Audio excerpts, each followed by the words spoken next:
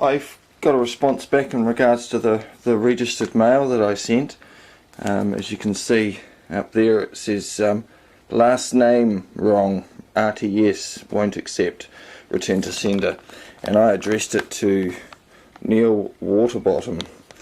Okay, this was attempted to be handed to him on the 8th of September, according to their records.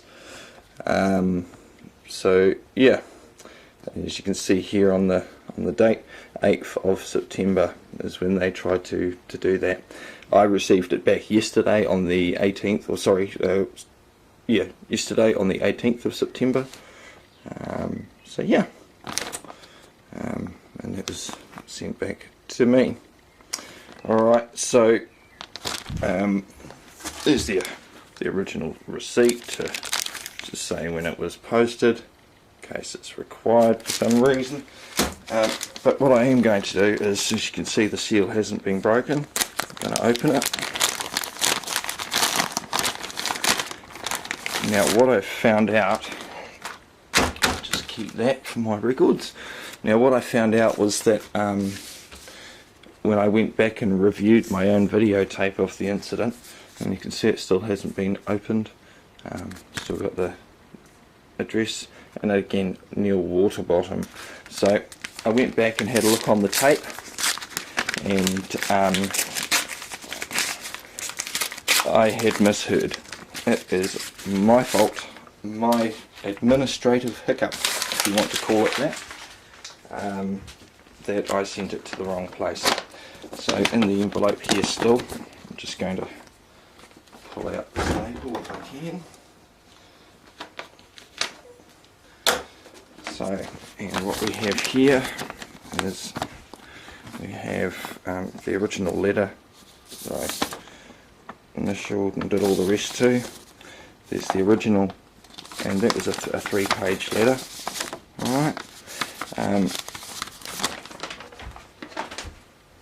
That was dated, just so we're on the same page here, that was dated on the 5th of September. We also got the PCN notice back that I sent to him, and 3 of my notices. One of the notices here is stating that I do not understand legalese and all the rest of it, signed and sealed. These I'm going to send back with the correct letter and renamed it to the correct man I want to address it to. And there's the last bit there. I give my man the right to administer my property, and that's the date there of the photo, signed and sealed on that date. So I can't say that hadn't happened. It's just a shame it took that long for them to send it back to me. Never mind. I have retyped the letter, as you can see here, back to Neil, and this time it's to Neil Winterbottom.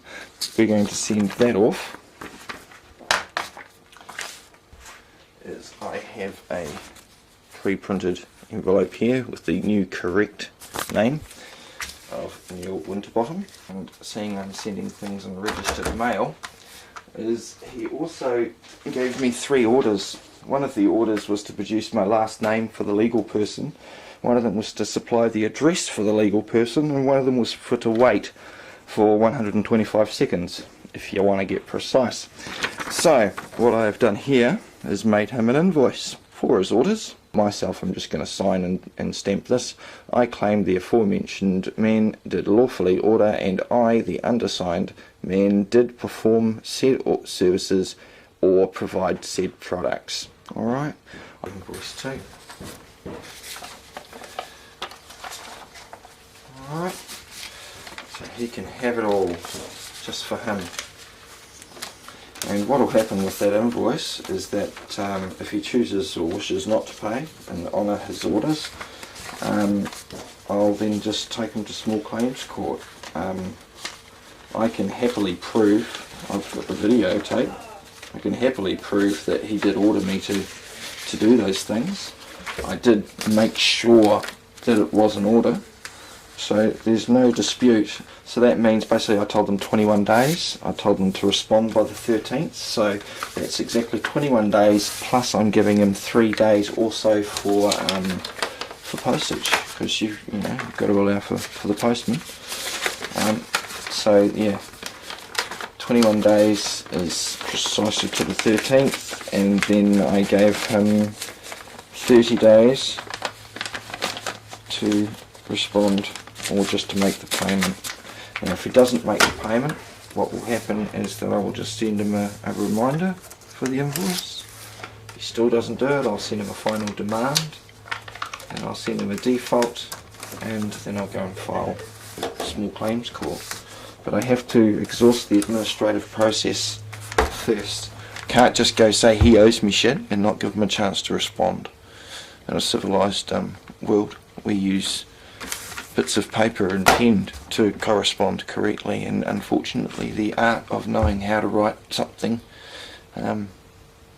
is lost. And I'm only just learning this shit again, so who am I to say anything? So I'm just going to put the date on this again, put my signature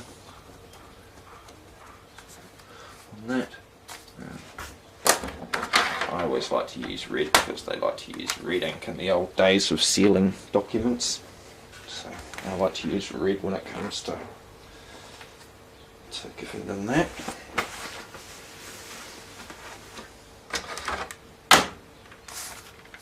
Okay, so that's him. I'll just put here the return address is Mark. Okay, yeah. Finally, what I have is another registered post envelope that I'm going to send to the correct man this time. So this is going to Neil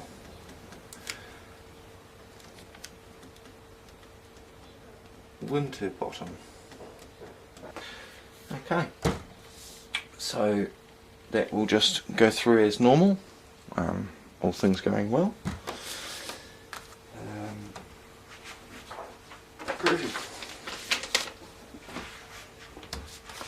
So we have Neil Winterbottom. Okay, we have that all sealed in there, ready to go.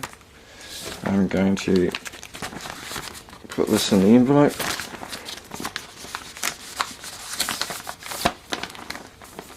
Seal her up, and we'll keep that for our records. Along with that.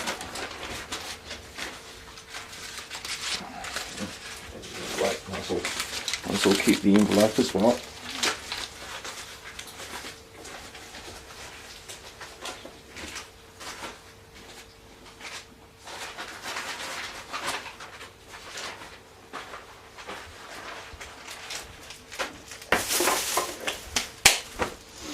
Right, so we'll just fold that over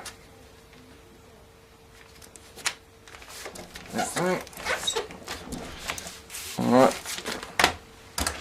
so that's them sealed. And as far as I'm concerned, I'm going to take this to the post shop. I'll come back with another one of these sort of things here, just to show that I'm not bullshitting you here. This is the old receipt number. Its last digits are 924667. Okay, this is the other one.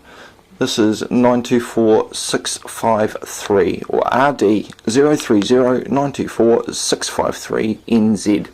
Alright, and that's the copy there that they are going to give back to me on the back of my receipt, much like they did on this one. Alright, so we're off to the post shop. You can't do this do not go into a dairy looking for one of these things, okay? Because it's registered post. Registered means that there's someone that's going to be held liable for the possession of this pretty much all the steps of the way, okay? It means someone gets held liable, and to assure that it gets to where it's supposed to go. Do not expect to buy one of these envelopes from a little postal dairy or something like that. You won't get it, not unless they're an official New Zealand post shop, because New Zealand Post are the registered people that have to claim liability for it or accept it from you when you hand it over to them at the checkout, and that's what you get the receipt for. Okay, the normal dairy owner can't do that. They can't accept liability for New Zealand Post, which is why you won't find one there. Okay, see you later. I will record this when I get back.